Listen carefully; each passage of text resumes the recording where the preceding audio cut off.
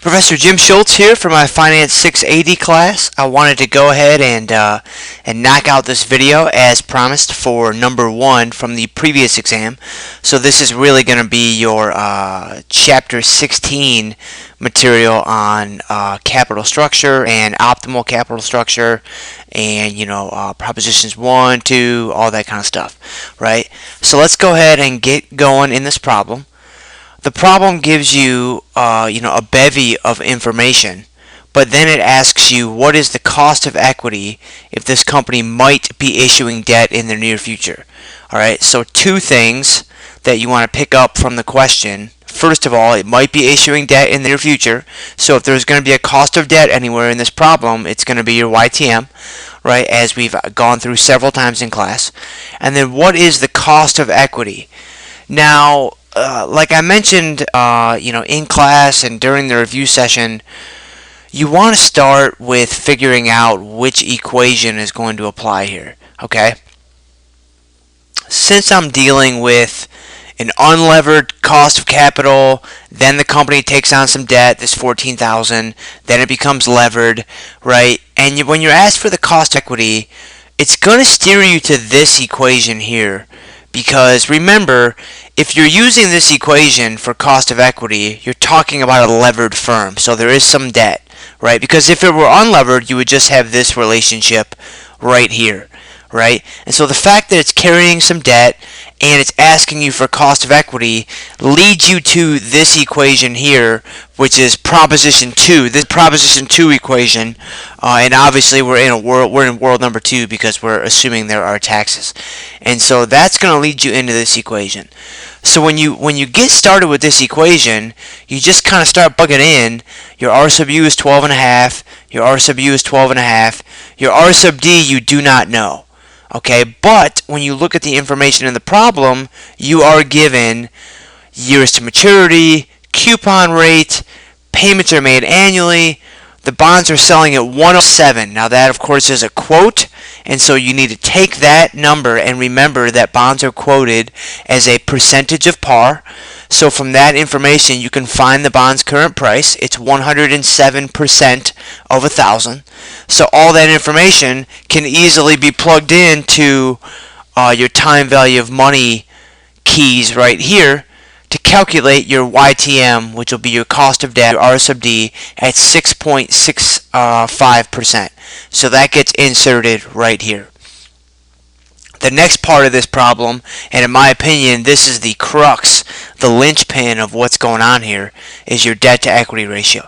Okay, now you have to remember, this is the debt of the levered firm. This is the equity of the levered firm. Because you're in a levered firm situation, you're solving for the cost of equity for the levered firm.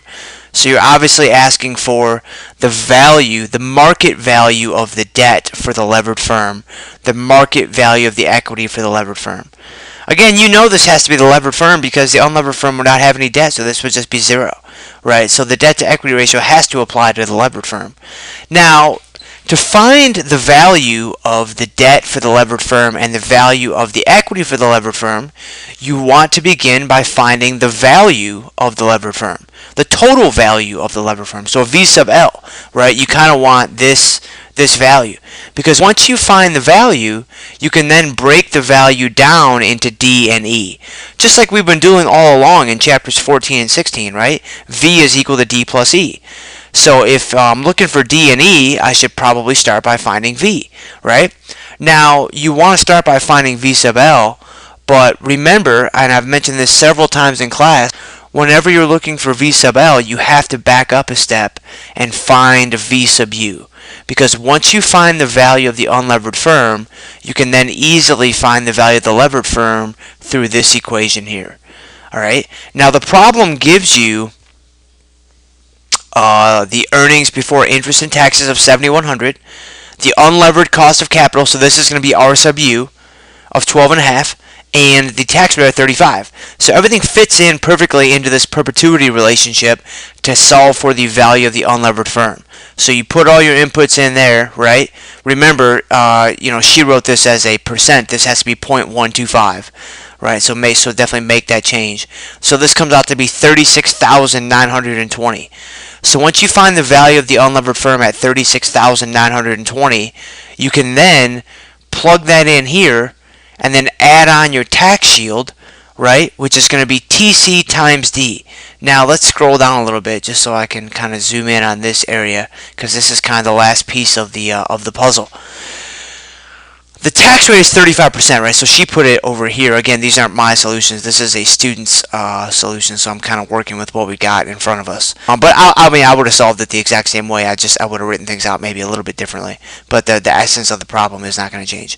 So TCD, right? She actually wrote D and then TC, because T sub C is 35%. Now, what is this 14,000 times 1.07? All right. Now you have to remember that this D has to be the market value of debt, not the face value or par value of debt, okay? The company has $14,000 of face value, but those bonds are selling at 107% of par. So to find the market value, you have to take 107% of the total face value, or 107% of 14,000. So that is why you have 14,000 times 1.07. That, of course, is 107% in decimal form, right? And so basically, the value of your levered firm becomes 42,163. Okay? So once you find the value of the levered firm, you can then find the value of the equity or the debt. Now the debt is just going to be 14,000 times 1.07, which is right here, right? So what she did is she took the total value of the firm, subtracted the value of the debt, and arrived at the market value of the equity. Now again, normally we have solved for market value of equity by taking number of shares outstanding times the current share price. But you don't have that information anywhere in this problem, right? So you have to come at this a different way. But you do have the information to find the market value of the debt, so you can back out the market value of the equity, right? Now 14,000 times 1.07 comes out to be 14,980, which she inserted right here. So that's going to be your market value of debt. And then obviously take the 14,980, subtract that from the total value of the levered firm, and you have the market value of the levered equity. I guess you would label that as at 27,183. And so that gives you your final input for this long equation, right? There's your debt to equity ratio. There's 1 minus T. Knock this whole guy out, and you get 14.596%. So hopefully this was helpful for you. This is absolutely a problem that you're going to want to be, a type of problem that you're going to want to be comfortable with heading into Friday night.